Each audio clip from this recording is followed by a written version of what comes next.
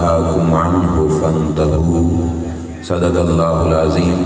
پیار سے پڑھیے الصلاۃ والسلام علیک یا سیدی یا رسول اللہ وعلی آلک وصحابک یا سیدی یا حبیب اللہ۔ الصلاۃ والسلام علیک یا سیدی یا نبی اللہ وعلی آلک وصحابک یا سیدی یا نور اللہ۔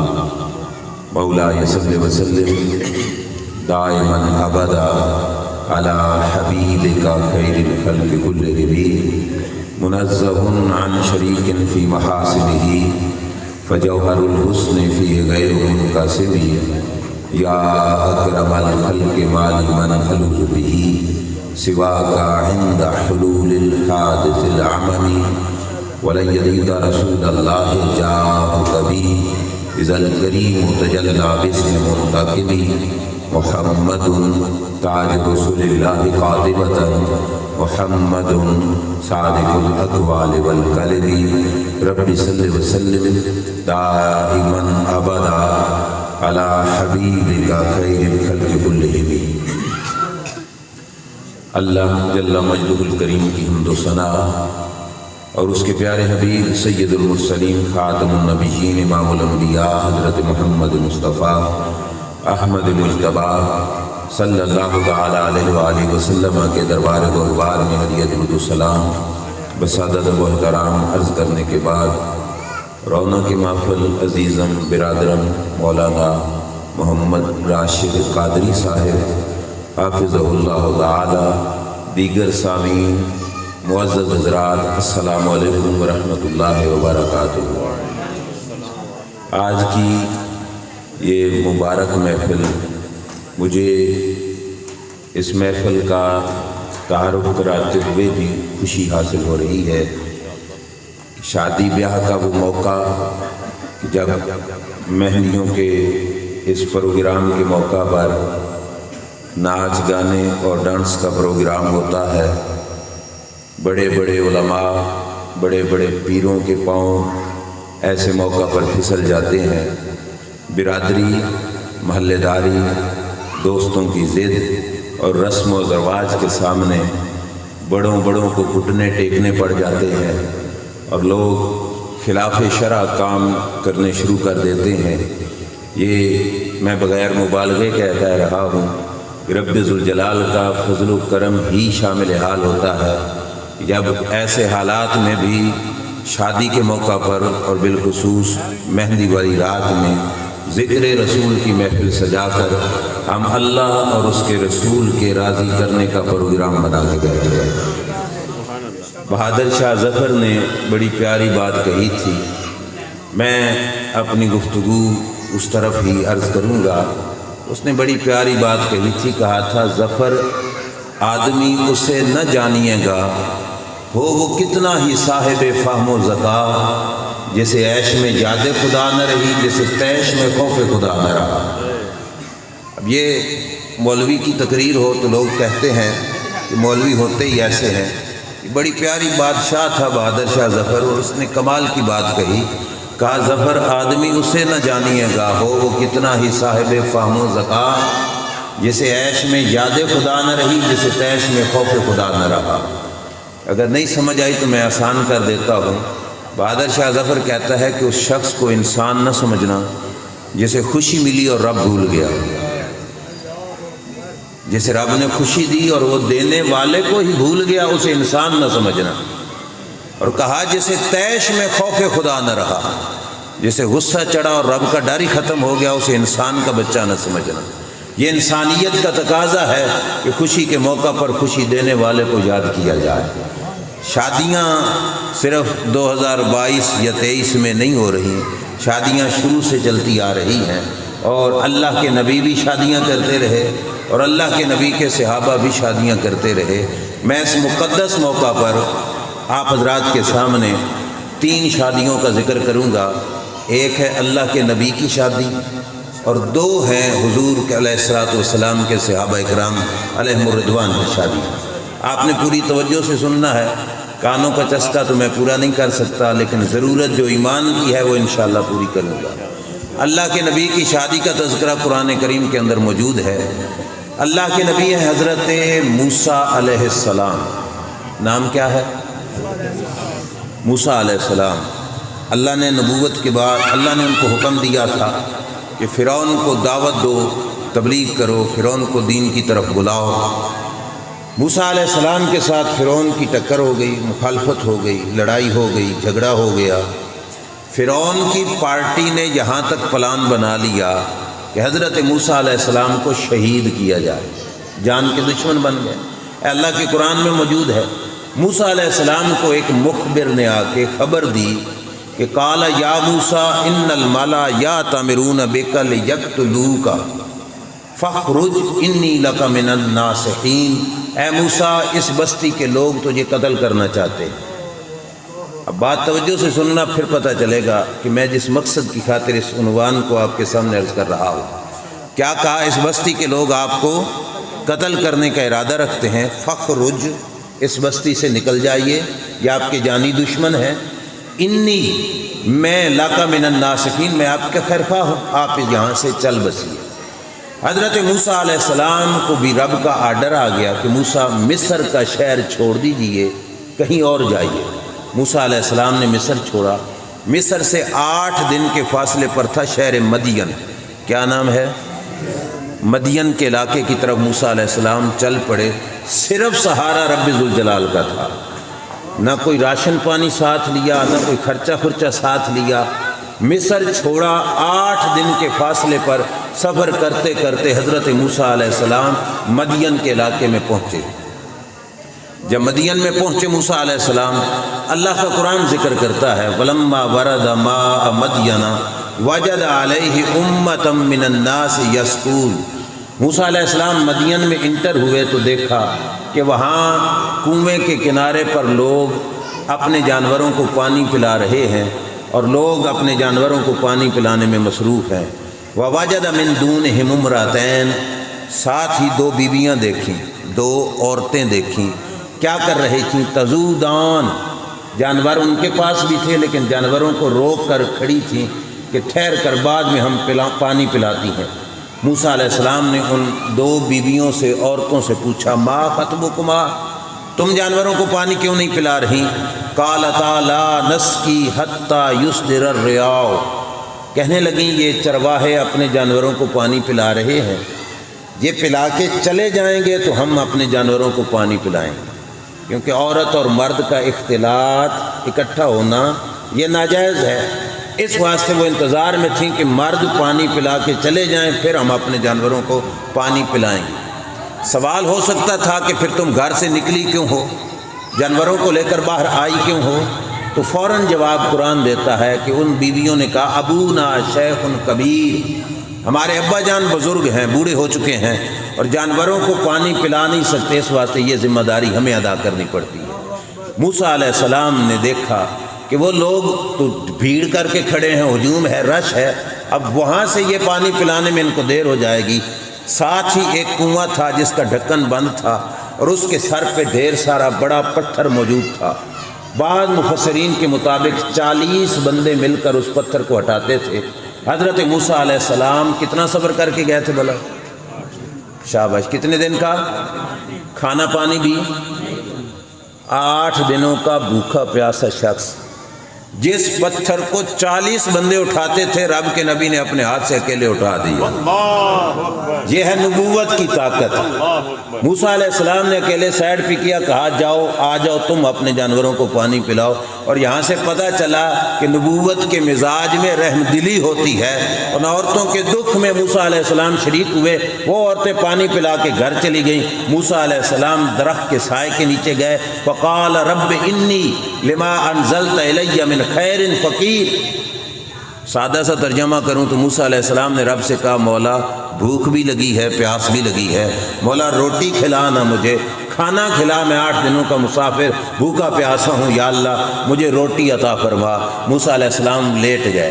اب رب کا کرنا دیکھو کیا ہے، تھوڑی ہی دیر میں فجاءت احداہما تمشی علی استحیاء، 2 بچیوں کے جانوروں کو پانی پلایا تھا نا، ان 2 میں سے ایک بچی حیا کے ساتھ چلتی ہوئی آئی۔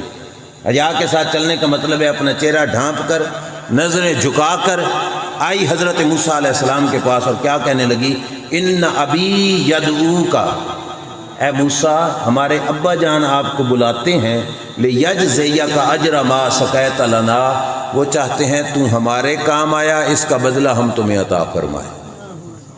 تو جو ہے آپ کی پانی پلایا نا تو نے ہمارے جانوروں کو، مشکل میں تو ہمارے کام آیا، ہمارے بابا جان چاہتے ہیں ہم آپ کے کام آئیں، آؤ بابا جان بلا رہے ہیں کہ آپ کو ہم اس کا بدلہ عطا فرمائیں۔ اللہ کے نبی سے موسیٰ علیہ السلام جواب میں کیا کہا کہ ہم وہ لوگ نہیں جو کسی سے نیکی کر کے بدلہ لیتے ہیں، ہم کسی سے بھلا کرتے ہیں تو رب کی رضا کی خاطر کرتے ہیں۔ میں نے بدلہ نہیں لینا اپنی نیکی کا، میں نے بدلہ لے کر اپنی نیکی کو بیچنا نہیں ہے، میں اپنی نیکی کا بدلہ نہیں لینا چاہتا۔ یہ موسیٰ علیہ السلام کا جواب تھا، مفسرین اکرام نے ذکر کیا۔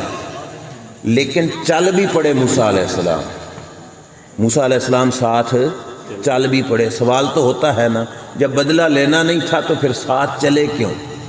مفسرین اکرام نے لکھا، ہمارے مدارس میں پڑھائی جانے والی تفسیر ہے تفسیر جلالین، دونوں گھروں میں پڑھائی جاتی ہے، ہمارے بھی اور دوسرے طبقے کے مدارس میں پڑھائی جاتی ہے۔ انہوں نے بڑی پیاری بات لکھی، کب بدلے کی بات تو موسیٰ علیہ السلام نے کہہ دی تھی میں نے لینا نہیں، پھر گئے کیوں ساتھ؟ وجہ یہ ہے کہ بی بی نے کیا کہا تھا، ہمارا باپ ہے شیخ کبیر، بزرگ۔ موسیٰ علیہ السلام بدلہ لینے نہیں گئے تھے، بزرگ کی زیارت کرنے کے لیے گئے تھے۔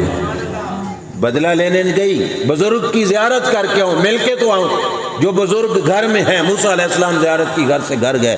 جس وقت گھر گئے، فلما جاءہو وقص علیہ القصص، موسیٰ علیہ السلام جب وہاں پہ پہنچے سارا معاملہ بتایا کہ میں مصر کا شخص ہوں، یہ باتیں ذہن میں رکھنی، تب شادی کا عنوان یہاں تک ہوگا۔ ساری باتیں بتائیں کہ میں مصر کا باسی ہوں، مصر کا باشندہ ہوں، مصر کے لوگ میرے خون کے پیاسے ہیں، میں بغیر راشن پانی اور سواری کے یہاں پہ آیا ہوں، میرے قتل کے ارادے رکھتے ہیں مصر والے۔ یہ ساری باتیں حضرت موسیٰ علیہ السلام نے ان بزرگوں کو بتا دی۔ بزرگ کہنے لگے لا تخف، اے موسیٰ خوف نہ کر، انا نجوت من القوم الظالمین، وہ لوگ یہاں پہ نہیں آ سکتے، یہ فرعون کی سلطنت نہیں، یہ علاقہ فرعون کی بادشاہی سے باہر ہے۔ توجہ کیجئے، موسیٰ علیہ السلام بیٹھ گئے، موسیٰ علیہ السلام کو انہوں نے کھانا پیش کیا۔ موسیٰ علیہ السلام نے انکار کیا کہ ہم بدلہ نہیں لیتے نیکی کا، نیکی کے بدلے میں ہم کھانا نہیں کھاتے۔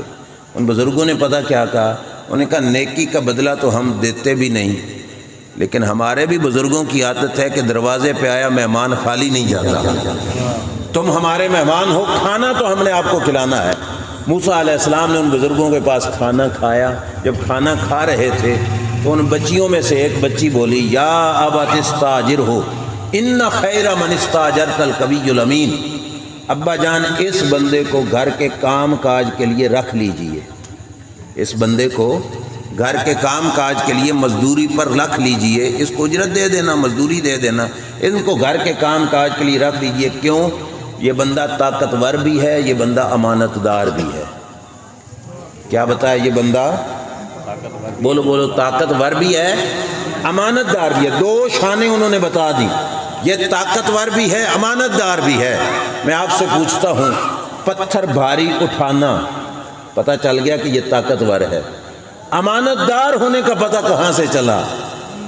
سوال تو ہے نا کہ بچی کو ان کے امانت دار ہونے کا پتہ کہاں سے چلا؟ مفسرین اکرام فرماتے ہیں جب راستے میں وہ بچی گائیڈنگ کر کے موسیٰ علیہ السلام کو اپنے گھر تک لا رہی تھی تو آگے چل رہی تھی، ہوا چلی، چادر ان کی پنڈلی کے ساتھ یوں ٹچ ہوئی، پنڈلی کے ساتھ مل گئی۔ موسیٰ علیہ السلام نے بچی سے کہا بچی تو سامنے نہ چل، تو چل میرے پیچھے، جہاں سے مڑنا ہو کنکری پھینک دینا کہ اس گلی میں مڑنا ہے، نہ آگے آنا، نہ اشارہ کرنا، نہ بولنا، کنکری پھینک دینا، ادھر کو ہم مڑ جائیں گے۔ موسیٰ علیہ السلام نے اپنی نگاہ کا اتنا تحفظ کیا کہ وہ خاتون کہنے پہ مجبور ہو گئی ابا جان یہ بندہ طاقتور بھی چوٹیوں کا ہے، امانت دار بھی چوٹیوں کا ہے۔ اس نے نگاہ ڈالنی بھی گوارا نہیں کی۔ موسیٰ علیہ السلام وہاں پہ بیٹھے، حضرت موسیٰ علیہ السلام سے ان بزرگوں نے کہا اب میں آپ سے پوچھتا ہوں، اب بات آ گئی جہاں پہ میں نے پہنچنا چاہتا تھا، گھر والے کیا سن چکے ہیں کہ مصر کا باسی ہے، بندے اس کے قتل کے درپے ہیں، ٹھیک ہے، پاس کھانے کے لیے روٹی تک بھی نہیں، کوئی بنگلہ کوٹھی تو دور کی بات، رہائش کا مکان بھی نہیں، درخت کے سائے کے نیچے بیٹھا تھا۔ لیکن جب سنا یہ طاقتور بھی چوٹیوں کا ہے، امانت دار بھی چوٹیوں کا ہے، وہ بزرگ بولے قال انی ارید ان انکحک احدی ابنتی ہاتین، وہ بزرگوں نے کہا او جوان مصر سے آنے والے، میرا ارادہ بن گیا ہے، میں ان دو بچیوں میں سے ایک کا رشتہ تجھے دیتا ہوں۔ سبحان اللہ، ماشاءاللہ۔ کیا دیکھا موسیٰ علیہ السلام کا؟ بینک بیلنس دیکھا، کوٹھی دیکھی، جائیداد دیکھی، دولت دیکھی، مال دیکھا، کیا دیکھا موسیٰ علیہ السلام کا؟ رشتوں کا انتخاب ہم لوگ بھی کرتے ہیں، محلے دار ہو، بال بچے دار ہو، کیا دیکھا موسیٰ علیہ السلام کا؟ فقط امانت داری، آنکھ کا حیا دیکھا کہ اس بندے کی آنکھ میں حیا اتنا ہے کہ اس نے میری بیٹی کو سامنے نہیں چلنے کا کہا بچی پیچھے چل، میری نگاہ تیرے اوپر نہ بڑھے۔ موسیٰ علیہ السلام سے کہا بچی، موسیٰ علیہ السلام سے کہا اے جوان، میں تجھے ایک بچی کا رشتہ دیتا ہوں، اور ساتھ کیا کہا؟ حقمار میں کیا دینا پڑے گا؟ الا انتا جرن سمان یا حجاج، 8 سال خدمت کرنی پڑے گی، 8 سال یہاں پہ بکریاں چرانی پڑیں گی۔ حضرت موسیٰ علیہ السلام سے کہا فَإِنْ أَتْمَمْتَ عَشْرًا فَمِنْ عِنْدِكَ، اگر 10 کر دو تو یہ تمہاری مہربانی، 8 سال ہماری طرف سے مقرر، اور 10 کر دو تو یہ آپ کی مہربانی۔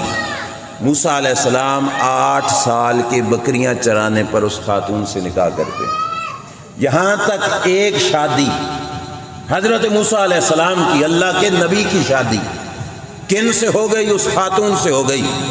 جب وہاں سے واپس پلٹے نا، اور شادی کر کے واپس پلٹے نا، راستے کے اندر اللہ کا قرآن فرماتا ہے ان کی زوجہ محترمہ حاملہ تھیں، تکلیف محسوس ہوئی، دور آگ دیکھی تو موسیٰ علیہ السلام گئے، وہ آگ نہیں تھی، رب کا نور تھا، اور آواز آئی کہ موسیٰ میں تیرا پروردگار ہوں۔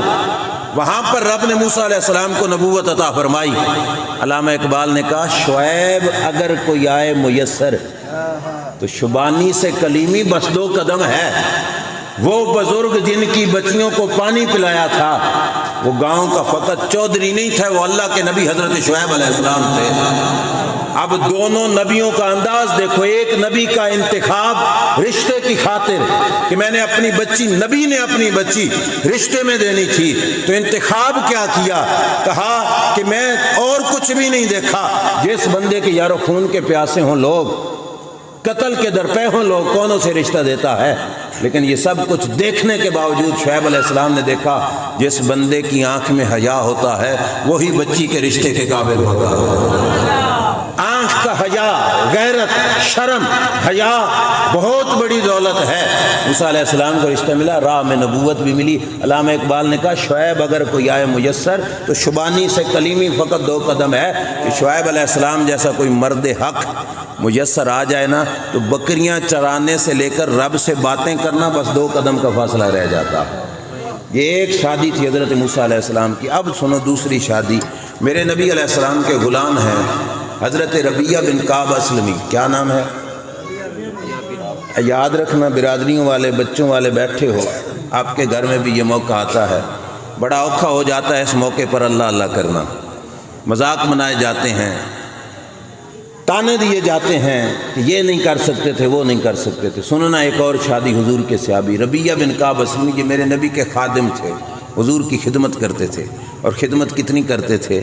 رات ہوتی نا، مسجد کے اندر گھر نہیں جاتے تھے، حضور کی مسجد میں آرام کرتے، اور پھر یہ خطرہ ہوتا کہ میں سو جاؤں، حضور بیدار ہوں اور سرکار مجھے نہ جگائیں، میں خدمت نہ کر سکوں، اس خطرے کے پیش نظر حضور کے دروازے کی دہلیز پر نہ سر رکھ کے سو جاتے کہ دروازہ کھلے گا تو مجھے آٹومیٹک جاگ آ جائے گی، میں خدمت کروں گا۔ سرکار اٹھتے، وضو کراتے، یہ خدمت کرتے۔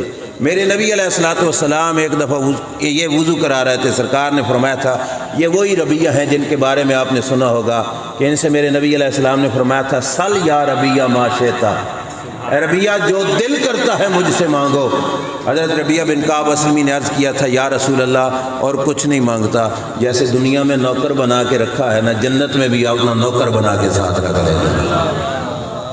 یہ ربیہ بن کعب اسلمی شادی کا ذکر یہ مستدرک امام حاکم کی روایت کے اندر موجود ہے۔ حضرت ربیہ بن کعب اسلمی رضی اللہ تعالیٰ عنہ کو میرے نبی علیہ السلام نے فرمایا الا تتزوجوا، توجہ کریے میری طرف۔ عمر شریف بڑی ہو گئی، وقت گزر رہا تھا، نوجوان تھے، سرکار نے پوچھ لیا ربیہ شادی نہیں کرنی تم نے؟ حضرت ربیہ بن کعب اسلمی نے عرض کیا یا رسول اللہ صلی اللہ علیہ وسلم، جواب سننا، یہ پیغام ہی ہے آپ کے نام، بس اس خاطر ہی سارا کچھ بیان کر رہا ہوں۔ حضرت ربیہ نے کہا یا رسول اللہ پہلی بات تو یہ ہے کہ ما ارید ان اتزوج، کہ فی الحال تو میرا ارادہ نہیں کہ میں نکاح کروں، شادی کروں، اور دوسری بات کیا ہے وما عندی ما یقیم بہ المرأۃ، میرے پاس فی الحال اتنا خرچہ ہی نہیں کہ شادی کر سکوں۔ تیسری بات بڑے کمال کی کہی وما احب ان یشغلنی عنک شیء، اور یا رسول اللہ یہ بھی میں پسند نہیں کرتا کہ آپ کی نوکری کی راہ میں میری شادی رکاوٹ بن جائے۔ بیوی آئے گی تو ان کو بھی تو ٹائم دینا ہوگا، گھر بار بن جائے گا، یا رسول اللہ میں نوکری کرنا چاہتا ہوں، فی الحال میرا ارادہ شادی کا نہیں۔ 3 عذر حضور کی بارگاہ میں عرض کر دیے، وقت گزرتا گیا، کچھ دنوں کے بعد اللہ کے رسول نے پھر فرمایا ربیہ شادی نہیں کرنی تو نے؟ حضرت ربیہ نے پھر یہی 3 باتیں عرض کر دی، حضور خاموش ہو گئے۔ دوسری بار جب سرکار نے کہا تھا نا، اس کے بعد حضرت ربیہ کے دل میں ایک بات آئی، یہ وہ بات ہے جو ہر مومن کے دل میں ہونی چاہیے۔ اب دیکھو بڑی پیاری بات ہے، حضرت ربیہ کے دل میں یہ بات ہے یار ربیہ سرکار جو بات تم سے کہتے ہیں، حضور کی بات کے سامنے تم اپنی مرضی بیان کر دیتے ہو، نہ ایسے نہیں کرنا۔ کیوں؟ واللہ لرسول اللہ صلی اللہ علیہ وسلم عالم بما یصلحنی منی فی الدنیا والآخرہ، یہ مومن کا مزاج ہونا چاہیے۔ کہا خدا کی قسم ہے ربیہ، تیری دنیا کا بھلا، تیری آخرت کا بھلا اتنا تو نہیں جانتا یا تیرے محبوب جانتے ہیں۔ نعرہ رسالت، نعرہ رسالت، عظمت و شان مصطفیٰ، علماء حق اہل سنت، یہ بات دل میں بٹھانی ہے ہر بندے نے۔ تیرا بھلا اتنا تو نہیں جانتا جتنا تیرا بھلا تیرے رسول جانتے ہیں۔ ہمارا بھی عقیدہ ہے کہ نہیں؟ ہمارا بھی عقیدہ ہے نا، ہمارا بھلا اتنا ہم خود نہیں جانتے جتنا اللہ کے رسول جانتے ہیں۔ پھر جب حکم رسول آ جائے تو پھر اپنی سوچ نہیں رکھنی چاہیے، اللہ کی رسول پر اپنی سوچ کو قربان کر دینا چاہیے۔ حضرت ربیہ نے یہ سوچ لیا، کہا اب میں نے اپنی مرضی نہیں بتانی، اب سرکار نے پوچھا تو میں عرض کروں گا مرنی بما شئت، آقا نوکر آپ کو ہوں، جیسے مرضی آپ کی ویسا کرنے کے لیے تیار ہے۔ حضرت ربیہ بن کعب اسلمی نے یہ سوچ لیا۔ تیسری مرتبہ حضور نے پھر پوچھ لیا ربیہ تو شادی نہیں کرتا؟ تو حضرت ربیہ نے عرض کی یا رسول اللہ جیسے آپ کا آرڈر ہو میں کرنے کے لیے تیار ہوں۔ ربیہ بن کعب اسلمی کو میرے نبی علیہ الصلوۃ والسلام نے کیا فرمایا؟ فرمایا انطلق الی آل فلاں، ربیہ فلاں برادری کے پاس جاؤ، ربیہ فلاں برادری کے پاس جاؤ، ان کو جا کے کہو کہ اللہ کے رسول صلی اللہ علیہ وسلم نے مجھے بھیجا ہے اور سرکار نے آرڈر دیا ہے کہ اپنی بچی کا رشتہ مجھ سے کر۔ آپ کی توجہ ہے؟ شادیاں کرتے رہتے ہو، یہ کون جا رہا ہے رشتہ مانگنے کے لیے؟ دلہا خود جا رہا ہے، دلہا خود جا رہا ہے بات کرنے کے لیے۔ ہمارے معاشرے کا سب سے بڑا رونا دھونا یہ ہے، جو برائی ہے اس کو برائی نہیں سمجھتے، جو برائی نہیں ہے اس کو برائی سمجھی جاتی ہے۔ اگر کوئی شخص اپنے رشتے کی خود بات کرے، لوگ کہتے ہیں بڑا بے حیا ہے، یہ ہے وہ ہے۔ میں رب کی قسم اٹھا کے کہتا ہوں، قرآن میرے سامنے اگر یہ بے حیائی ہوتی تو سرکار کبھی بھی آرڈر نہ دیتے۔ میرے نبی علیہ السلام نے فرمایا ربیہ جاؤ فلاں قوم کو جا کے کہو اللہ کے رسول نے مجھے بھیجا ہے، اپنی بچی کا رشتہ مجھ سے کر دو۔ حضرت ربیہ ان کے گھر کے دروازے پہ گئے، دروازہ کھٹکایا، دروازہ کھلا تو کہا میں تمہارے نبی کا قاصد ہوں اور سرکار نے مجھے بھیجا ہے، اپنی بچی کا رشتہ مجھ سے کر دو۔ اب گھر والوں کا جواب سننا، وہ انہوں نے کیا کہا؟ انہوں نے کہا مرحباً برسول اللہ و برسول رسول اللہ صلی اللہ علیہ وسلم، تمہارے نبی کی آمد مرحبا، رسول اللہ کے قاصد کی آمد بھی مرحبا۔ کہا جی آیا نو سونے دے قاصدہ جی آیا، سرکار کے قاصد جی آیا، خوش آمدید، ویلکم۔ مرحبا کہا، بچی کے رشتے کا سن کر آگے سے انہوں نے کیا کہا؟ انہوں نے کہا کہ واللہ لا یرجع رسول اللہ صلی اللہ علیہ وسلم الا بحاجتی، خدا کی قسم رسول خدا کا قاصد مقصد پائے بغیر نہیں جائے گا، مقصد لے کے جائے گا۔ پہلا چکر ہے، لوگوں میں مشہور ہے نا، رشتہ ڈھونڈ دیں جتیاں گھس جاندیاں، مگر شادی کرو اس طریقے سے نا جیسے رب کے رسول نے بتایا۔ سرکار مدینہ صلی اللہ علیہ وسلم نے فرمایا، آرڈر دیا تھا، انہوں نے رشتے میں ہاں کر دی۔ حضرت ربیعہ بن کعب اسلمی کہتے ہیں فزوجونی، انہوں نے رشتے میں ہاں کر دی، والتفونی، مجھے عزت بھی بخشی، واکرمونی، مجھے احترام بھی کیا، میرے ساتھ نرمی سے پیش آئے، وما سالون البینہ، یہ بات اور بھی زیادہ اہم ہے، کہا گواہ بھی نہیں پوچھا اور بچی کا رشتہ مجھے دے دیا۔ یہ بھی نہیں کہا رسول اللہ کا گواہ لے آؤ کہ سرکار نے تجھے کہا ہو، اگر رسول اللہ نے کہا تو ٹھیک ہے، نہیں کہا تو نہیں، گواہ بھی نہیں پوچھا، آرڈر سرکار کا سنا اور رشتہ دے دیا۔ توجہ ہے آپ کی؟ اب بات سنو آپ، سرکار مدینہ صلی اللہ علیہ وسلم کے غلام رشتہ قبول کروا کے واپس آئے۔ میرے نبی علیہ السلام کی بارگاہ میں جب پہنچے تو حضرت ربیعہ بن کعب اسلمی غمگین ہے۔ ربیعہ بن کعب اسلمی، جس کا رشتہ ہو جائے وہ غمگین ہوتا ہے یا خوش ہوتا ہے؟ ربیعہ بن کعب اسلمی غمگین ہے۔ میرے نبی علیہ السلام نے فرمایا ربیعہ غمگین کیوں ہے؟ آقا انہوں نے رشتہ قبول کر لیا ہے، انہوں نے میرے سے گواہ بھی نہیں مانگا، فکر اس بات کی ہے کہ ربیعہ کی جیب میں تو مہر کے پیسے بھی نہیں ہیں، گھر بار تو دور کی بات، حق مہر ادا کرنے کے پیسے بھی میری جیب میں نہیں ہیں، شادی کے پلان اور 10 سالوں کی جمع کی ہوئی رقمیں، پھر لاکھوں روپیہ جمع کرنا، پھر اس کے بعد جا کے شادی کا سوچنا کہاں، اور میرے نبی کے غلاموں کا انداز دیکھو کیا ہے۔ یا رسول اللہ حکمار کے پیسے بھی جیب میں نہیں ہے، کیا کروں؟ کس دربار میں کہہ رہے ہیں؟ یہ وہ دربار ہے جس دربار میں سے کسی کو نہ نہیں ہوتی۔ کیا پڑھ رہے تو دیوانے جو بھی منگ دینے میری سرکار دے دینے۔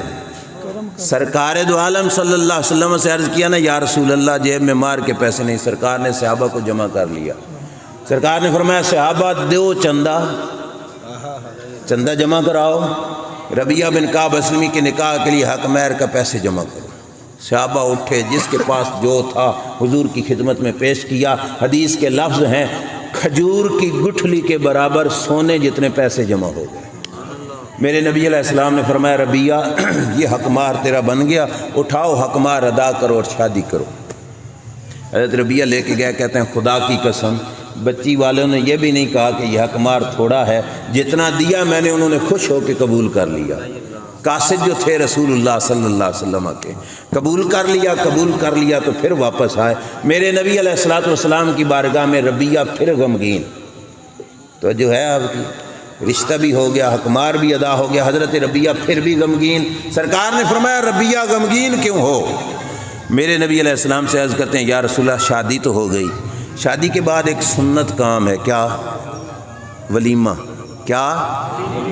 یا رسول اللہ ولیمے کا خرچہ میرے پاس کوئی نہیں، ولیمہ کیسے کروں گا؟ رحمت کائنات صلی اللہ علیہ وسلم نے فرمایا ربیعہ کوئی بات نہیں، تیرے ولیمے کا انتظام بھی ہم کر دیتے، منگتے خالی ہاتھ نہ لوٹے، کتنی ملی خیرات نہ پوچھو، ان کا کرم پھر ان کا کرم ہے، ان کے کرم کی بات نہ پوچھو۔ سرکار نے فرمایا ربیعہ ولیمے کا انتظام ہم کرتے ہیں، کیسے؟ سرکار نے فرمایا صحابہ اٹھو چندہ جمع کراؤ۔ غلام کے لیے چندہ اللہ کے رسول خود مانگ رہے ہیں، کون کسی کے لیے اتنا کچھ کرتا ہے یار؟ کسی کی خاطر کون اتنی شفقتیں کرتا ہے؟ اور میں یہ بات اکثر اوقات کہا کرتا ہوں، اگر آپ کو سمجھ آ گئی تو میں سمجھوں گا میرے لیے نجات کا باعث بن گئی۔ جب گھر میں خوش غمی کا موقع ہو نا، موقع دو آتے ہیں نا، ایک خوشی کا ایک بولتے جاؤ نہ سمجھ آئے گی، خوشی کا اور خوشی کے موقع پہ کیا کیا جاتا ہے؟ ساری برادری رشتہ دار دوست اکٹھے کر کے کہتے ہیں یار دسیا ہے کوئی بندہ رہ نہ جاوے، نام لکھے جاتے ہیں۔ ایسا ہی ہے نا، فلاں کا بھی لکھو، فلاں کا بھی لکھو، فلاں کا بھی لکھو، فلاں اس کا دوست ہے اس کا رکھو، فلاں ان کا دوست ہے اس کا بھی لکھو، فلاں ان کا ہے اس کا بھی لکھو، دوست بیلی رشتہ دار کوئی رہ نہ جائے یار، لکھ لکھ کے یاد کیا جاتا ہے۔ کس موقع پر؟ خوشی کے موقع پر دعوتیں بھیجی جاتی ہیں، خوشی میں جن کو یاد کیا جائے۔ کل اگر خدا نخواستہ اس گھر میں غم آئے، جن کو خوشی میں یاد کیا وہ بن بلائے بھی آ جائیں گے کہ نہیں؟ بولو نا یار، معاشرے میں رہتے ہو، جن کو خوشی میں بلایا تھا اس گھر میں اگر خدا نخواستہ بعد میں کوئی غم آئے تو بن بلائے آئیں گے کہ نہیں؟ یار انہوں نے ہمیں خوشی میں شریک کیا، ہم ان کے غم میں شریک ہوتے ہیں، ایسے ہے کہ نہیں؟ غم کے موقع پر بلا دعوتیں بھیجی جاتی ہیں، بولو، نام لکھ کے بھیجے جاتے ہیں، اگلے آپے شریک ہوتے ہیں، لیکن کون؟ جن کو خوشی میں یاد کیا، یہی ہے نا۔ اور اگر جس کی قریبی کو خوشی میں یاد نہ کیا جائے، کل غم کا موقع ہے تو وہ بھی کہتا ہے نا یار ہم کیوں جائیں، ہمیں خوشی میں یاد ہی نہیں کیا۔ ہے اس طرح کہ نہیں؟ اب بات سمجھو، خوشی کے موقع پر بلایا جاتا ہے، یاد کیا جاتا ہے، اور جن کو خوشی میں یاد کیا جائے غم میں بلانا نہیں پڑتا، وہ خود ہی آ جاتے ہیں۔ خوشی شادی کے موقع پر اگر اللہ رسول کو یاد رکھا جائے، گھر میں اوکھ بنے گی، بلانا نہیں پڑے گا، رحمت خدا خود برس پڑے گا۔ رسول خدا کو خوشی میں یاد رکھو، سبحان اللہ، ضرورت پڑی بلانا نہیں پڑے گا، رحمت مصطفیٰ خود گھر میں آ جائے گا۔ اے ابو حضرت ربیعہ بن کعب اسلمی کی خوشی میں سرکار شریک ہیں کہ نہیں ہے؟ بلانا پڑا، عرض کیا یا رسول اللہ ولیمے کا خرچہ نہیں، فرمایا چندہ جمع کراؤ، چندہ جمع ہوا میرے نبی کے صحابی کے لیے، سرکار نے فرمایا لا جا یار مینڈا لے کے آ، دمبا لے کے آؤ، تیرے ولیمے کا خرچہ بن گیا ہے، جاؤ خرید کے لے آؤ۔ حضرت ربیعہ بن کعب اسلمی گئے، مینڈا خریدا، لے کر حضور کی خدمت میں آئے، لیکن پھر بھی غمگین۔ میرے نبی علیہ السلام نے فرمایا ربیعہ اب کیوں غمگین ہو؟ حضرت ربیعہ بن کعب اسلمی نے عرض کیا یا رسول اللہ صلی اللہ علیہ وسلم سالن تو اس سے بن جائے گا، روٹی کہاں سے بنے گی؟ سالن یہاں سے بن جائے گا، روٹی کہاں سے بنے گی؟ اے بار بار ایک دروازے سے ذرا مانگ کے تو دکھاؤ، سچی بات ہے، لوگ چڑھ جاتے ہیں، یہی کہے گا نا کوئی مینوں کی وقت پایا ہی، میں تیریاں ساریاں ذمہ داریاں پوریاں کرنی ہیں، لیکن یہ دربار مصطفیٰ ہے صلی اللہ علیہ وسلم۔ غلام نے لجپالی وفا کی نا تو میرے آقا نے لجپالی فرمائی۔ سرکار نے فرمایا ربیعہ پہلے چندہ مانگ کے دیا تھا، اب میں اپنے گھر سے تجھے روٹی کا انتظام کروا کے دیتا ہوں۔ آقا کیا؟ فرمایا جاؤ میرے گھر میں امی عائشہ صدیقہ رضی اللہ تعالی عنہا کے دروازے پہ جاؤ اور ان سے عرض کرو اللہ کے رسول فرماتے ہیں گھر کے توشہ دان میں جتنے جو پڑے ہیں وہ تمہیں ڈال کے دے دیں۔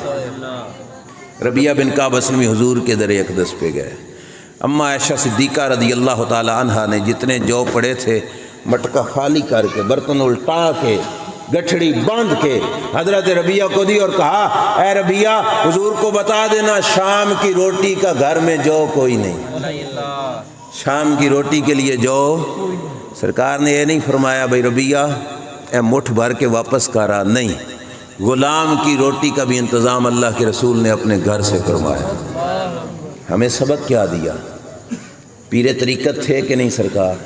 بولو نا یار، پیروں کے پیر تھے کہ نہیں؟ مرشدوں کے مرشد تھے کہ نہیں؟ نبیوں کے نبی ہیں، رسولوں کے رسول ہیں، سب سے بڑے استاد بھی تھے، سب سے بڑے پیر بھی تھے، سب سے بڑے نبی بھی تھے۔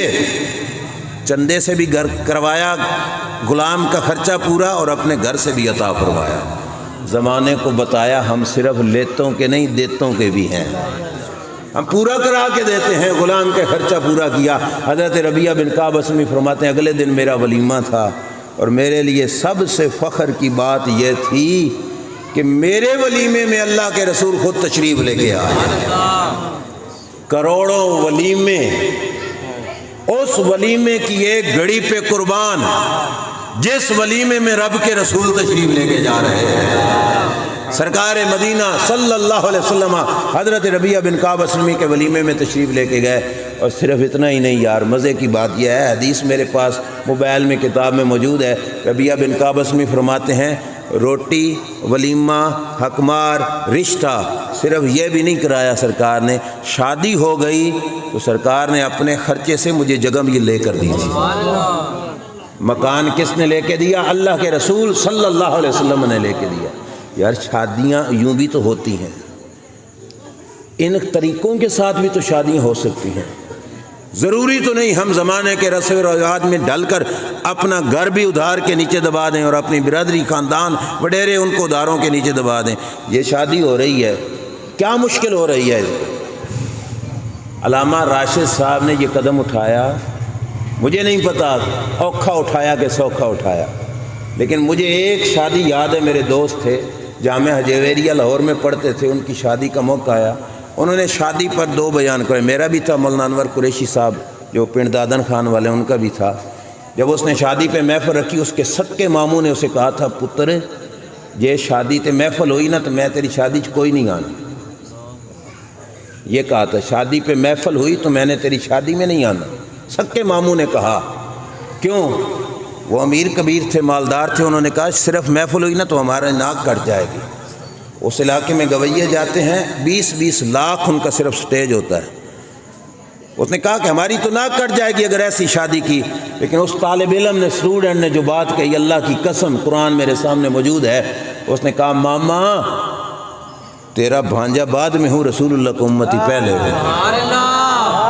یہ بات میں نے کہا نہ سنی، میری بات ہے، ہماری زندگی کی بات ہے۔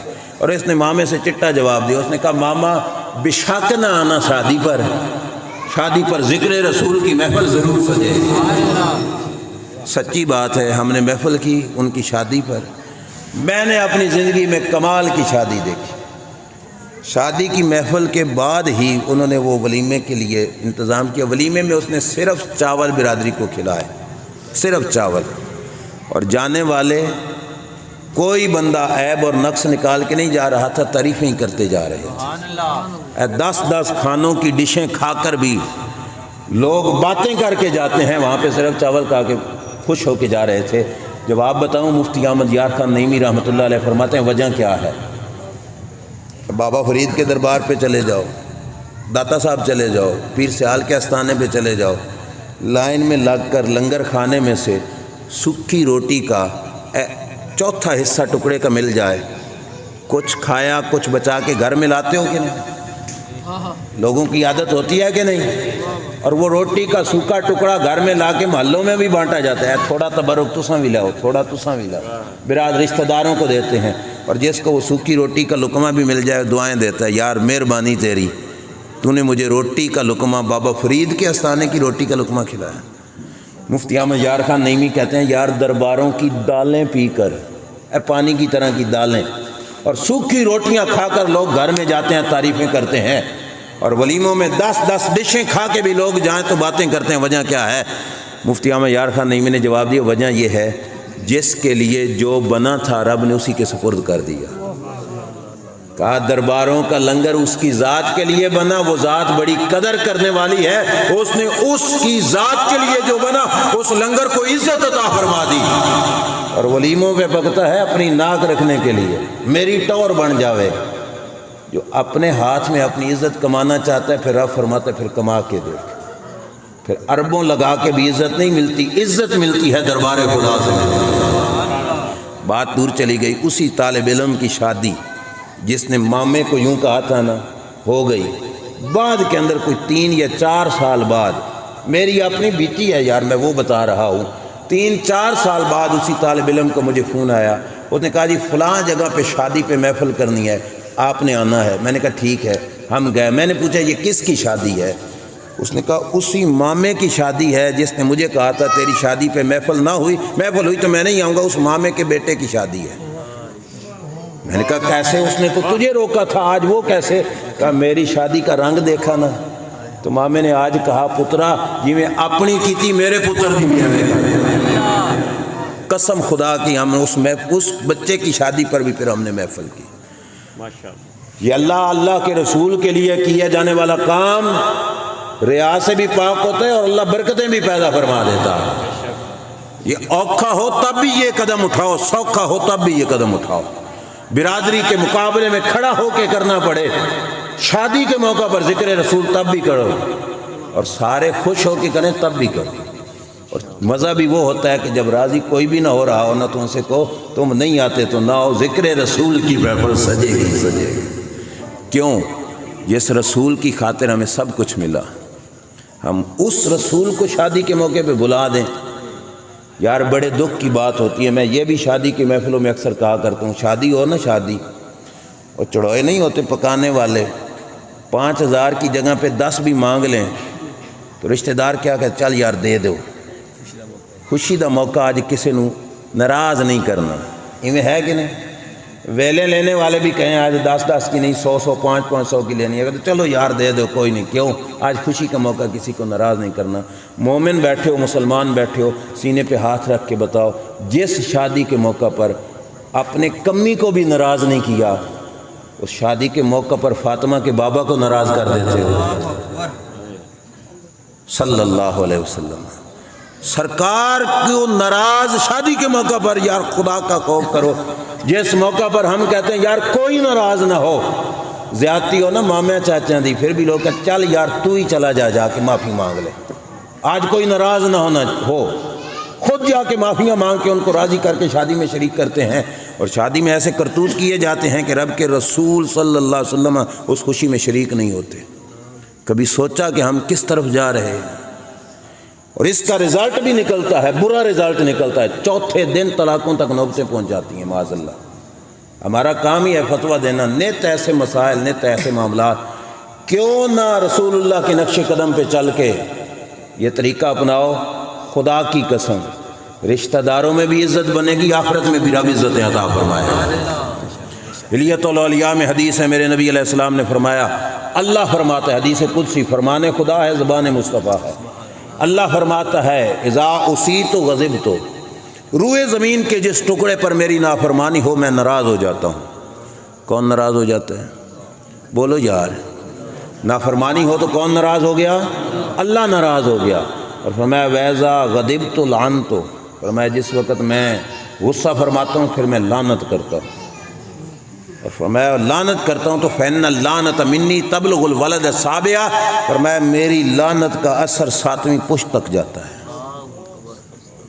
ابھی شادی کی ڈیٹ رکھی گئی، 7 دن مائیں بہنیں گھر میں بیٹھ کے طبلے کھٹکا رہی ہیں، جس عورت کی آواز کا اتنا پردہ تھا کہ رب نے کہا اذان بھی نہیں دینی تو نے۔ سمجھ آ رہی ہے کہ نہیں؟ مسجد حرام میں تم جاتے ہو احرام باندھ کے، اونچی اونچی آواز میں پڑھتے ہو لبیک اللہم لبیک لا شریک لک لبیک، رب نے کہا عورت کو تو نے آواز نہیں نکالنی، تیری عزت اس میں ہے کہ تو دل میں ذکر کر، رب تجھے عزت عطا فرمائے گا۔ وہ مائیں بہنیں ہماری طبلے کھٹکا کے 7 دن بیٹھی رہتی ہیں، جس شادی کے موڈ میں اتنی نافرمانی ہو بعد میں کیا برکتیں ہوں۔ رب فرماتا ہے میری لعنت کا اثر کتنی پشت تک جاتا ہے؟ اور بولو نا یار، آگے سنو، اللہ فرماتا ہے ویزا اتے تو ردی تو، روئے زمین کے جس ٹکڑے پر میری فرما برداری ہوتی ہے میں راضی ہو جاتا ہوں، جس ٹکڑے پہ میری فرما برداری ہو میں راضی ہو جاتا ہوں۔ جب راضی ہوتا ہے تو کیا کرتا ہے؟ فرمایا ویزا ردی تو بارک تو، جب میں راضی ہوتا ہوں تو میں برکتیں بھیجتا ہوں، برکتیں اتارتا ہوں۔ اب سوال تو ہے نا، لعنت کتنی پشت تک گئی؟ برکت کتنی پشت تک جاتی ہے؟ اللہ فرماتے نہیں، لعنت 7ویں پشت تک گئی۔ سوال ہوا برکت کتنی پشت تک گئی؟ حدیث قدسی کے الفاظ ہیں کہ رب فرماتا ہے کہ جب میں برکت اتارتا ہوں تو ولیسا لبرکتی نہایا، فرمایا پھر 7ویں پشتوں کی حدیں نہیں ہوتی، پھر میں بے حسابی برکت عطا فرما دیتا ہوں۔ میری برکت کی کوئی حد اور انتہا نہیں ہوتی، میں بغیر انتہا کے برکتیں عطا فرماتا ہوں۔ کیا ارادہ ہے؟ برکت لینی ہے کہ لعنت لینی؟ برکت لینی چاہیے اپنے اس خوشی کے موقع پر رب سے، اور اللہ تعالیٰ جب برکت اتارتا ہے تو پھر رنگ یوں چڑھتا ہے، پھر خرچے خرچے نہیں، پھر اللہ تعالیٰ والدین کی اولاد کو بھی ان کا فرما بردار بناتا ہے، ان کی نسلوں کو ان کا تابع دار بنا دیتا ہے۔ اے قرآن میرے سامنے، قرآن میں موجود ہے، ایک شادی ہوئی تھی اور بوڑھا ہونے تک 90 سال تک اولاد نہیں ہوئی تھی، اللہ نے کرم کیا، بڑھاپے کی عمر میں بچہ دیا، جس وقت بڑھاپے کی عمر میں بچہ ملا بے نیاز ہے، آرڈر دے دیا بوڑھے باپ کو کہ چھوڑ کو آؤ اس کو ویرانے کے اندر، ایسی جگہ پہ چھوڑ کے آؤ جہاں پہ پانی تک نہ ملے، سبزہ تک نہ ہو، آبادی تک نہ ہو، بچے کو بھی چھوڑ کے آؤ، بچے کی ماں کو بھی چھوڑ کے آؤ، اکیلے چھوڑ کے آ جاؤ۔ بابے نے اتنی بات بھی سنی نہ رب کی تو روح گردانی نہیں کی، سر جھکایا، کہا مولا بندہ تیرا ہوں، جو آرڈر تیرا میں ماننے کے لیے تیار ہوں۔ آپ مجھے بتاؤ، عورت ذات کو ہر وقت توجہ کی ضرورت ہوتی ہے، لیکن اس عمر کے حصے میں جب بچہ پیدا ہوا اس وقت ویرانے میں چھوڑ کے آنا عورت پہ کیا بیتے گی؟ بچہ دودھ پیتا ہے، بچے پہ کیا بیتے گا؟ وہ بچہ اپنی ماں کے ساتھ اس ویرانے میں رہا، کتنی مدت رہا؟ فلما بلغ معه السعی، جب وہ بچہ چلنے کے قابل ہوا، رب نے باپ کو آرڈر دیا، جاؤ اپنے اس بچے کو جا کے کہو کہ میں تمہیں اللہ کی راہ میں ذبح کرنا چاہتا ہوں۔ سمجھ آیا آپ کو؟ جس بچے کو باپ نے فیڈر لے کے نہیں دیے، دودھ کا خرچہ نہیں دیا، یونیفارم نہیں دیے، پیمپر نہیں دیے، کوئی خرچہ نہیں دیا، بیٹے کو دودھ پیتے عمر میں ویرانے میں چھوڑ کے آ گیا، آج بچہ چلنے پھرنے کے قابل ہوا، باپ نے جا کے کیا کہنا ہے؟ بیٹا میرا ارادہ ہے میں تیرے گلے پہ چھری پھیروں۔ ذرا پوری توجہ سے سوچ کے بتاؤ، 30 سال تک جس بچے کے یونیفارم، جوتے، جرابوں تک کا خرچہ پورا کرتے ہو، وہ بچہ بڑا ہو جائے، باپ کہے نا پانی دو تو بچہ کٹ جاتا ہے، پانی نہیں دیتا۔ ہماری بھی تو اولاد ہے، کیوں ایسا ہو رہا ہے؟ بنیاد میں غلطی ہو گئی تھی ہم سے، بیس میں غلطی ہو گئی تھی ہم سے۔ ہم نے جس وقت رشتہ کر رہے تھے رب رسول کی نافرمانیاں کر رہے تھے۔ جہاں پہ دیکھو کہ بچہ جس کو باپ نے دودھ تک کا خرچہ نہیں دیا، اس بچے کے پاس باپ جا کے کہتا ہے، جس وقت وہ چلنے کے قابل ہوا، باپ کہتا ہے انی ارا فی المنام انی اذبحک فانظر ماذا تری، بیٹا میں تیرے گلے پہ چھری پھیرنا چاہتا ہوں، بتا تیرا کیا ارادہ ہے؟ کیا جواب دیا اس بچے نے؟ کہا یا ابت افعل ما تؤمر ستجدنی انشاءاللہ من الصابرین، ابا جو تیرے رب کا آرڈر ہے کر دو، میری گردن جھکی ہے، میں صبر کر کے دکھاؤں گا۔ بیٹے نے کہا ابا چھری پھیرنے کا ارادہ ہے تو کر دو، میں صبر کر کے دکھاؤں گا۔ کون سا بیٹا ہے جو اتنی مانتا ہے؟ اگر فقط مولوی کی بات، قرآن کی بات نہیں سمجھ آتی تو علامہ اقبال کی بات بتا دیتا ہوں۔ اس نے کہا اس بچے کو پتہ کیسے چلا کہ یہ میرا باپ ہے اور میں نے اس کی ہر بات ماننی ہے؟ علامہ اقبال نے کہا یہ فیضان نظر تھا یا کہ مکتب کی کرامت تھی؟ سکھائے کس نے اسماعیل کو آداب فرزندی؟ کہو دانشورو، او مفکرو، او سکالرو، بتاؤ یہ فیضان نظر تھا یا کہ مکتب کی کرامت تھی؟ او اجاڑ بیابان میں پلنے والا بچہ آج چلنے کے قابل ہوا، نہ مدرسہ دیکھا، نہ مسجد دیکھی، نہ کالج دیکھا، نہ یونیورسٹی دیکھی، کہاں سے ادب سیکھا باپ کا؟ سکھائے کس نے اسماعیل کو آداب فرزندی؟ بچہ تھا اسماعیل علیہ السلام اور بابا تھا ابراہیم علیہ السلام۔ بابے نے کہا تو بچے نے کہا ابا میرا سر جھکا ہے۔ علامہ اقبال کہتے ہیں یہ کسی مکتب کا فیض نہیں تھا، یہ ابراہیم علیہ السلام کی نگاہ نبوت کا فیض تھا۔ جب باپ نے بیٹے کی نگاہوں میں نگاہ ڈالی، یہ نگاہ بھی فرما بردار تھی رب کی، اور رب نے اس نگاہ میں تاثیر اتنی رکھی تھی، رب نے کہا او بچے تیرا بابا میرا تابع دار ہے، تو اپنے باپ کا تابع دار بن جا۔ اور یہ قانون قدرت ہے کہ جو رب کی تابع داری کرتا ہے اللہ ہر چیز کو اس کا تابع دار بنا دیتا ہے۔ انسان تو انسان رہے، جانور بھی اس کی تابع داری کرتے ہیں، حیوانات، چرند پرند اس کی تابع داری کرتے ہیں۔ میں ذمہ داری سے عرض کر رہا ہوں، بابا سعدی رحمۃ اللہ تعالی علیہ ملتان کے علاقے میں آئے تھے، اپنے علاقے شیراز سے یہاں پہ پہنچے تو ایک فقیر کو دیکھا، شیر پہ سوار ہے۔ کس پہ؟ انسان کا دشمن ہے شیر کے نہیں؟ کھا جاتا ہے نا۔ شیر پہ سوار ہے، اور جب شیر ایسا ہوتا ہے تو ہاتھ میں اس کے چابک ہے، قریب جا کے دیکھا تو وہ سانپ کا چابک ہے، بہت بڑا سانپ بطور چابک استعمال ہو رہا ہے اور سواری شیر کی ہو رہی ہے۔ بابا سعدی پریشان ہوئے، بھائی یہ کیا معاملہ ہے؟ اس فقیر سے پوچھا کیا معاملہ ہے؟ اس نے کہا تو ہم گردن آج حکم داور مپیچ، کہ گردن نہ پیچن سے حکم تو ہیچ۔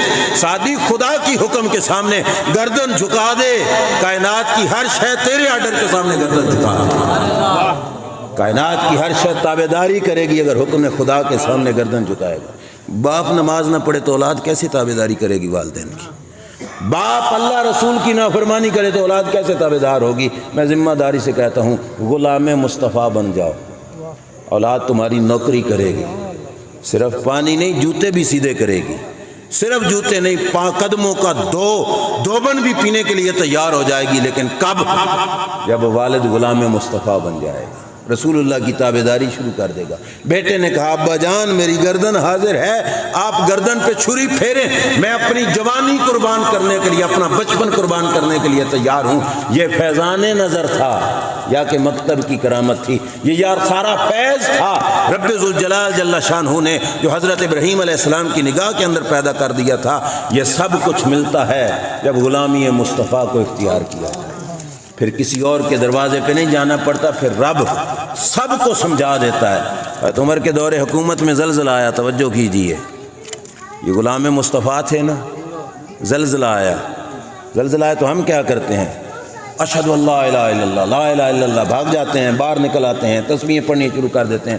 فاروق اعظم نے کیا کیا؟ باہر نکلے، یہ پاؤں اٹھایا، کھری سمجھ دے ہو نا، ایڑی، پاؤں کی ایڑی زمین پہ زور سے ماری اور غصے میں جلال میں آ کے کہا اسکنی یا ارض فلم عادل علیک، او زمین رک جا، تجھ پہ فاروق اعظم نے عدل نہیں کیا، کیوں ہلتی ہے؟ امام فخر الدین رازی نے لکھا فلم یتزلزل بعدو، حضرت عمر کی زبان سے یہ جملہ نکلا آج کا دن آیا مدینے کی سرزمین پہ کبھی زلزلہ نہیں آیا۔ اور ان کی زبان سے بات نکلے تو زمین بھی ان کے آرڈر مانے، فرش ان کے آرڈر مانے۔ پرانی بات چھوڑو، حضرت شاہ نصیر الدین چراغ دہلوی رحمۃ اللہ علیہ ہمارے سلسلہ چشتیہ کے بہت بڑے بزرگ ہیں۔ ایک بادشاہ کی خدمت کرتے تھے، حلیز کے حلال کے لیے کام کرتے، کپڑے دھو کے دیتے تھے اور بادشاہ کو خشک کر کے دیتے تھے۔ عصر کے بعد بادشاہ نے کپڑے دھونے کا کہہ دیا، کپڑے دھوئے، بادشاہ نے کہا خشک بھی کر کے دو۔ شاہ نصیر الدین چراغ دہلوی کپڑے خشک کر رہے ہیں، ادھر سورج ڈوبنے کی طرف جا رہا ہے، نماز عصر قضا ہونے کی طرف جا رہی ہے۔ آج لوگوں کو شک ہے کہ انگلی مصطفیٰ سے مولا علی کے لیے سورج پلٹا کہ نہیں پلٹا، اور یار یہ شان تو خدمتگاروں کو بھی رب نے عطا فرمائی۔ شاہ نصیر الدین چراغ دہلوی کپڑے خشک کر رہے تھے، ادھر سے سورج ڈوبنے کے قریب جا رہا ہے، پریشانی کے عالم میں جلال کے اندر آ گئے اور ان کی زبان سے سورج کو دیکھ کے کیا نکلا؟ کہا یار تو ہی حیا کر لے، انہوں حیا نہیں آئی، بادشاہ کو حیا نہیں آئی، تو حیا کر لے۔ کتابوں میں لکھا موجود ہے، میں ذمہ داری سے کر رہا ہوں، جہاں سورج تھا وہاں پہ رک گیا۔ شاہ نصیر الدین چراغ دہلوی نے کپڑے دھو کے سکھا کے دیے، نماز ادا کر لی، سورج تب چلا۔ کائنات کی ہر چیز تابع دار بنے گی اگر حکم مصطفیٰ کی تابع داری کرو گے۔ آئیے جو میں نے وعدہ کیا تھا، ایک شادی نبی کی اور دو صحابہ کی شادیاں، ایک سنا دی، دوسری بڑی مختصر سی ہے۔ میرے نبی علیہ الصلوۃ والسلام کے ایک صحابی ہیں جن کا نام ہے حضرت جلیبیب رضی اللہ تعالیٰ عنہ۔ کیا نام ہے؟ بولیے بولیے، یاد رکھنا ضرورت پڑ جاتی ہے۔ کیا نام ہے؟ حضرت جلیبیب رضی اللہ تعالیٰ عنہ۔ رنگ مبارک تھوڑا سانولا تھا، زہری ٹور وغیرہ کوئی نہیں تھی، انتہائی سادگی کے عالم میں حضور کے دربار میں رہتے تھے، شادی کوئی نہیں کی ہوئی تھی۔ میرے نبی علیہ الصلوۃ والسلام نے حضرت جلیبیب رضی اللہ تعالی عنہ نے کو سرکار نے فرمایا کہ اے جلیبیب شادی نہیں کرنی؟ تو حضرت جلیبیب رضی اللہ تعالی عنہ نے نبی اکرم صلی اللہ تعالی علیہ وآلہ وسلم کی بارگاہ میں عرض کیا یا رسول اللہ مجھے کون رشتہ دے گا؟ غربت بھی چوٹیوں کی گھر میں، رنگ مبارک بھی سانولا، کوئی زہری نمائش بھی کوئی نہیں، بالکل سادہ سی شخصیت۔ عرض کرتے ہیں یا رسول اللہ مجھے رشتہ کون دے گا؟ میرے نبی علیہ السلام نے فرمایا جلیبیب اگر راضی ہو تو تیرا رشتہ میں محمد کروا دیتا ہوں صلی اللہ تعالیٰ علیہ وآلہ وسلم۔ انہیں عرض کیا یا رسول اللہ جیسے مرضی ہو۔ میرے نبی علیہ الصلوۃ والسلام نے اپنے صحابہ میں سے ایک انصار کے قبیلے کے گھر پیغام بھیجا اور وہ بچی کا والد حضور کے پاس بیٹھا تھا۔ میرے نبی علیہ الصلوۃ والسلام نے فرمایا کہ میرا زوجنی ابنتک، اپنی بیٹی کا رشتہ مجھے دیجیے۔ اب لفظوں پہ تھوڑا غور کرنا، سمجھنے والے نے سمجھنے میں غلطی نہیں کی، الفاظ ہی تھے ایسے، سرکار ہمیں سبق دینا چاہتے تھے، دراصل بات یہ تھی زوجنی ابنتک، اپنی بیٹی کا رشتہ مجھے دیجیے۔ اب اس کے دو مطلب بنتے ہیں کہ سرکار نے آپ شادی کرنی، یہ بھی مجھے دیجیے کہ میں جہاں چاہوں رشتہ کر دوں، دونوں مطلب تھے۔ صحابی نے سمجھا کہ شاید سرکار اپنے لیے رشتہ مانگ رہے ہیں، خوش ہو کے کہا ونعمتاً و کرامتاً یا رسول اللہ صلی اللہ علیہ وسلم، یا رسول اللہ بڑی عزت کی بات، بڑی نعمت، بڑا انعام، بڑی خوشی، آپ ہماری بچی کا رشتہ قبول کریں۔ میرے نبی علیہ السلام نے فرمایا اپنے لیے نہیں، میں اپنے نوکر جلیبیب کے لیے رشتہ مانگ رہا ہوں۔ باپ سے کہہ رہے ہیں، پچھلی روایت اگر یاد ہو تو وہاں پہ دولہے کو خود بھیجا کہ جاؤ رشتہ مانگو، یہاں پہ باپ کو خود سرکار نے کہا۔ اس نے عرض کیا یا رسول اللہ صلی اللہ علیہ وسلم، میں ذرا اس بچی کی ماں سے نہ مشورہ کر لوں، بچی کی ماں سے نہ مشورہ کر لوں۔ حکمت بڑی تھی، صحابہ حضور کے حکم ٹالنے والے نہیں تھے، اس میں حکمت تھی، سبق تھا، وہ آگے آپ کو خود نظر آ جائے گا۔ صحابی گھر گئے، اپنی بچی کی ماں سے ملے، کہا رسول اللہ نے ہماری بچی کا رشتہ مانگا۔ ماں بھی بڑی خوش ہو گئی، کہا بڑی عزت کی بات، بڑے انعام کی بات، بڑی خوشی کی بات، سرکار ہماری بچی کا رشتہ مانگے۔ کہا اپنے لیے نہیں، اپنے غلام اور خادم حضرت جلیبیب کے لیے۔ جلیبیب کی حالت کو دیکھ کر ماں نے کہا نہ بھائی نہ، ہم نے رشتہ نہیں دینا، ہم نے رشتہ نہیں دینا۔ حضرت جلیبیب کے لیے اس عورت نے کہا، ان کی ماں نے کہا، بچی کی ماں نے کہا ہم نے رشتہ ان کے لیے نہیں دینا۔ اے حدیث کے لفظ ہیں فلما اراد لیقوم لیاتی النبی صلی اللہ علیہ وسلم، بچی کا باپ اپنی مسند سے اٹھا، میں حضور کو جا کے بتاؤں جی بچی دی ماں نہیں من دی، حضور کے پیغام، حضور کو یہ پیغام دینے کے لیے۔ قالت الجاریۃ، یہ رشتے کی باتیں وہ رشتے والی بچی پردے کے پیچھے سے سن رہی تھی۔ بچی نے سن لیا تھا کہ ماں سے ابا جان نے آ کے کیا کہا اور میری اماں نے کیا جواب دیا۔ جس وقت باپ اٹھ کے جانے لگا، اندر سے بچی بولی، بچی نے کہا من خطبنی الیکم، اماں ابا بتاؤ میرا رشتہ کس نے مانگا؟ اماں ابا نے کہا بیٹی رسول خدا نے مانگا۔ کس کے لیے؟ کہا جلیبیب کے لیے، ہم اسے کیسے رشتہ دیں؟ اس شہزادی کا جواب سنو، میں تو شہزادی کہوں گا، صحیح بات ہے، لوگوں کی بچیوں کے رشتے مامے، چاچے، تائے، ابے، برا یہ کراتے ہیں۔ قربان جاؤں اس بچی کی قدموں کی خاک پر جس کا رشتہ اللہ کے رسول کروا رہے ہیں۔ کتنی قسمت بخت والی بچی، لیکن نصیب بھی تو کتنا اونچا۔ جب باپ جانے لگا تو پوچھا کس نے کہا؟ انہوں نے بتایا اللہ کے رسول صلی اللہ علیہ وسلم نے کہا۔ بچی نے بڑی پیاری بات کہی، کہا اتردون علی رسول اللہ صلی اللہ علیہ وسلم امرہ، اماں ابا دھیان کرو، آرڈر مصطفیٰ ہے، حکم مصطفیٰ ہے، کیا سرکار کا آرڈر واپس کر لو گے تم؟ نہ، حضور کا حکم واپس نہ کرنا۔ شوہر کو نہ دیکھو، آرڈر دینے والے کو دیکھو۔ کیا کہا اس بچی کے لفظ میں یہ کہتا ہوں اپنے دل پہ لکھ لو، امتی ہونے کے ناطے ہم سب کا ایمان یہ ہونا چاہیے۔ اس نے کہا ادفعونی الی رسول اللہ صلی اللہ علیہ وسلم فإنہ لن یضیعنی، کہا اماں ابا مجھے حضور کے سپرد کر دو، سرکار مجھے ضائع نہیں ہونے دیں گے۔ غور کرنا، آخر پہ یہ لفظوں کا نتیجہ ہی نکلے گا۔ کیا کہا؟ اماں ابا دے دو حضور کے سپرد، اللہ کے رسول مجھے ضائع نہیں ہونے دیں گے، میری ڈیمانڈ نہیں کہ شوہر ایسا ہو ویسا ہو۔ اماں ابا یہ قسمت ہی تو دیکھو کہ سرکار نے پیغام بھیجا، سپرد کر دو حضور کے، سرکار مجھے ضائع نہیں ہونے دیں گے۔ میرے نبی علیہ الصلوۃ والسلام کے غلام جلیبیب کی بارات اس صحابی کے گھر میں گئی اور انہوں نے اپنی شہزادی حضرت جلیبیب کے ساتھ رشتے میں دی۔ تھوڑا وقت ہی میاں بیوی رہے، لیکن کیا ہوا؟ حضرت جلیبیب جنگ احد میں گئے، شہید ہو گئے۔